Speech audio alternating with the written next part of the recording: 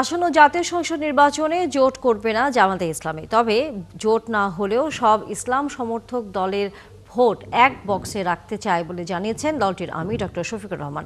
তিনি আরও বলেন, জাতীয় নির্বাচনের আগেই গণভোট দরকার, নইলে নির্বাচন বৈধতা পাবে না। মহিদিদারের তথ্য, ছবিতে বিস্তারিত। 2 দিনের সাংগঠনিক সফরে সিলেটে গেছেন জামায়াতের আমির ডাক্তার শফিকুর রহমান।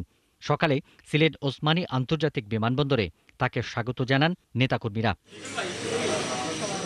পরে সাংবাদিকদের সঙ্গে কথা বলার সময় তিনি জানান, জামায়াত প্রাথমিকভাবে সব আসনেই প্রার্থী দিয়েছে, কারো সঙ্গে জোট করবে না, তবে সমঝোতার ভিত্তিতে আসনের রদবদল হতে পারে। ওরা সিদ্ধান্ত নেয়নি এবং আমরা কোনো জোট করবো না, এটা আমাদের সিদ্ধান্ত। তাইলে কি করব?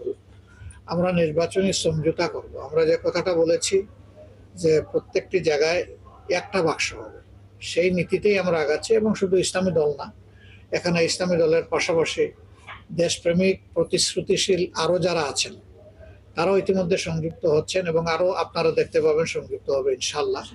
আমরা সবাইকে নিয়েই দেশ করতে চাই।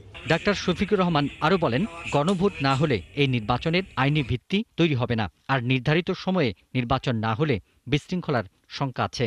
আমাদের অবস্থান হচ্ছে যে গণভোট আগে না হলে কিসের ভিত্তিতে সাধারণ নির্বাচনটা হবে। এই জন্য আমরা চাই গণভোট আগে হোক এবং সনদ যেটা, এটা তার আইনি বাস্তবতা খুঁজে পাবে। আমরা এবার আশা করি আমাদের ভোটাররা 15 বৎসরের ক্ষুধার্ত, এই ক্ষুধার্ত বাঘের সামনে পার পাবেন না ইনশাআল্লাহ। তিনি জানান, আগামী নির্বাচনে আওয়ামী লীগকে যুক্ত করার কোনো প্রশ্নই আসে না, কারণ তারা নির্বাচনই চায়নি।